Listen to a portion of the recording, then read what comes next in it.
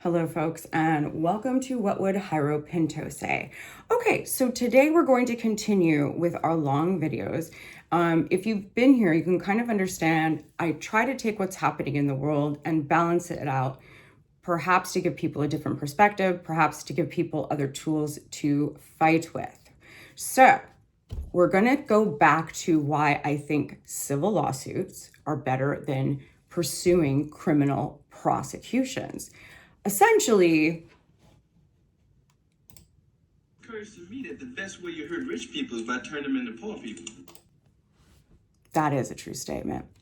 So what do I mean by that? So let me give you a concrete example. Who remembers the O.J. Simpson trial? I think everybody.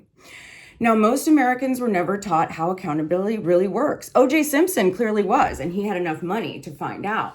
But if you really look at it, he was not declared innocent. He was found not guilty. You see, because in criminal, to be found guilty is beyond a reasonable doubt.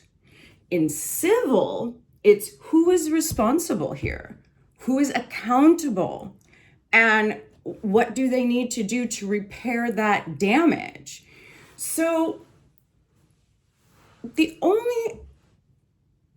jury didn't have to believe that OJ was innocent. They only had to believe that the prosecution didn't meet its burden. That isn't a loophole. That is constitutional design. The crime of murder. 2 years later, a jury ordered Simpson to pay tens of millions to the families after a wrongful death lawsuit. But Goldman's family filed a claim last year saying in the past they've received only a small share since that 1997 ruling. Now the Simpson estate agreeing to pay them nearly $58 million, according to new court documents. An amount that with interest could significantly increase, according to Simpson. So as you can see, the Goldman family received a sizable judgment against Mr. Simpson. The civil jury found him liable for the deaths of Nicole Brown Simpson and Ron Goldman, but no pardon erased that judgment. Think about it. He may not have paid that money. It may have taken a long time for them to get this, but that judgment haunted him. That's what you have to understand. When your criminal case ends, it's done. It's done. But civil, oh my God, it's like herpes. That shit doesn't go away. So it's essentially that the judgment will follow you for the rest of your life. It will affect your finances. It will affect your assets, your ability to move freely through the world without consequence. That's why, so let me give you an example. I worked in family law as a paralegal for years.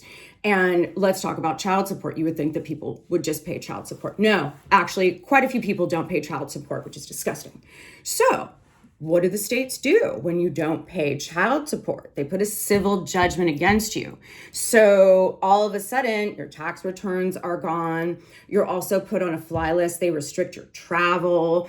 They can potentially take your state tax return. I mean, there are penalties that don't go away from a civil judgment. That's why the majority of the people are frustrated with lawyers and the law in general, because they say people only do it for money. No, it's because it's the only option you have.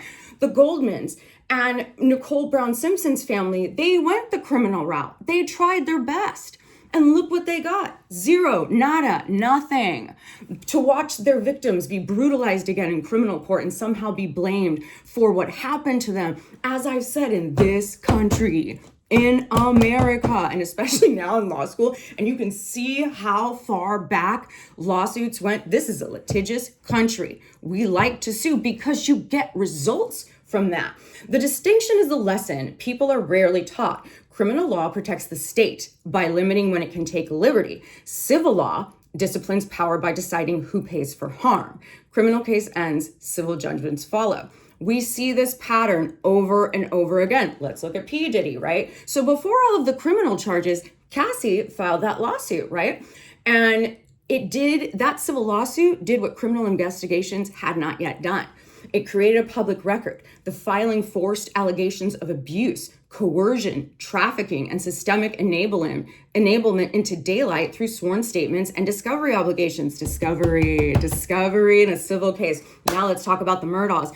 Why do you think that man killed his wife and son? He'd been committing crimes for years. He'd been stealing money for years. Why did he choose then? Because he was being sued civilly. When he started being sued civilly from the people of the boat crash that his son had been in, right? They went after them because they knew they weren't going to get a criminal conviction because these people ran the courts. They knew how to get that kid off. But a civil suit? Oh, well, a civil suit can't bury that. And that is when the discovery phase, which means now we're going to ask, now that we're suing you, I want to see your bank records. I want to see your retirement. I want to see everything I want to see. And you have to show me. So when he found out that he was going to have to produce records that were going to send him to jail, he murdered his wife and his son. So let me explain to you again, civil lawsuits are a big deal. Rich people don't like being poor, and they certainly don't like their drawers going through. I mean, look at Trump and all the lawsuits and all the, you made me taxes. That man is a slimy, disgusting wheel of corruption.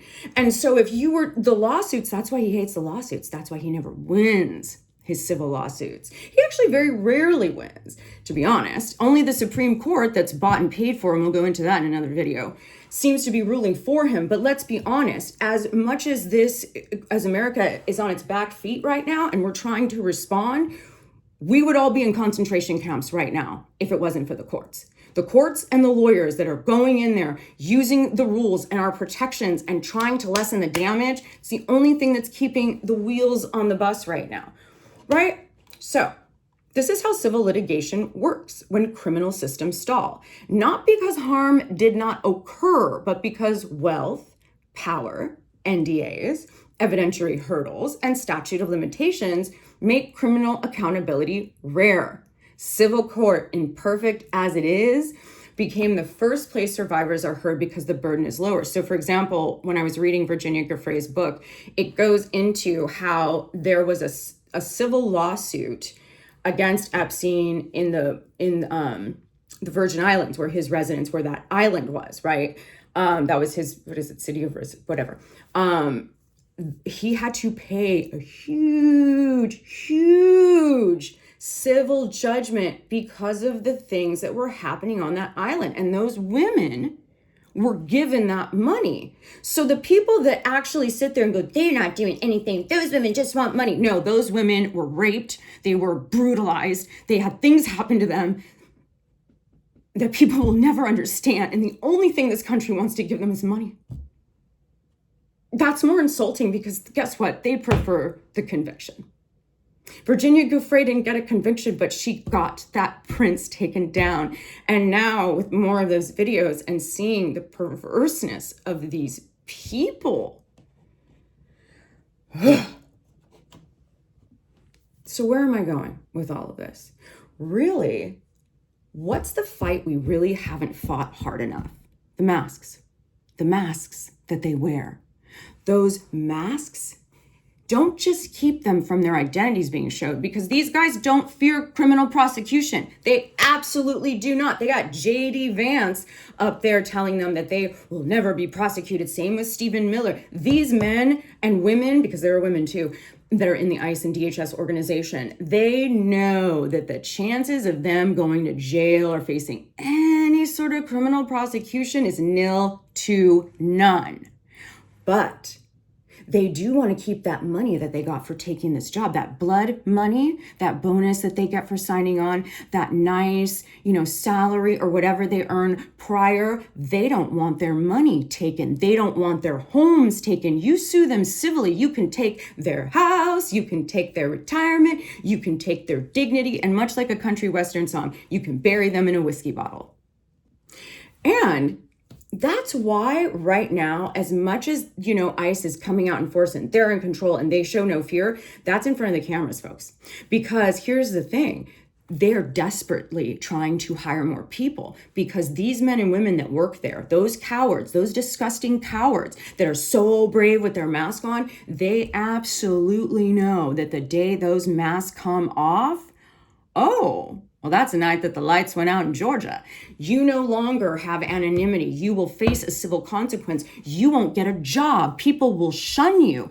There will be real consequences, not just criminal. And that's what scares these people. Let's take a look at this video. Oh my God, my kids are in the house, you guys, please. My kids, my 2 kids and my son, please. And my son, please. You guys, please, you guys are scared of my kids. My kids. Bring your kids out with you. Okay. Call your kids now. I will, please. Will you hear my kids? Oh God, you guys don't do this to my kids. My kids! Come on! Oh my God, my kids! Face is screaming. My kids are so young! Oh my God! You guys, my kids! Come on, come on. Oh my God, you guys are kids! Oh my God! You guys, oh my God! Why?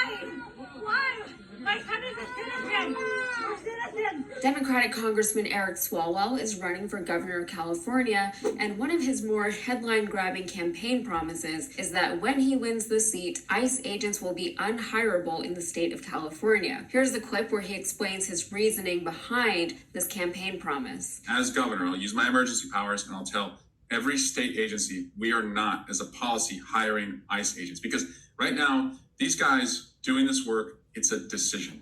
No one's holding a gun and saying you have to work for ICE. And so when I'm governor, if you're still working for ICE, and you haven't got the message that no one's asking you to do this, you won't be hired in the state. And it's part of an approach that says either we can be on our heels as the most vulnerable in our community, or we can make them react and go on offense. And so I can't take on any other crisis until I do.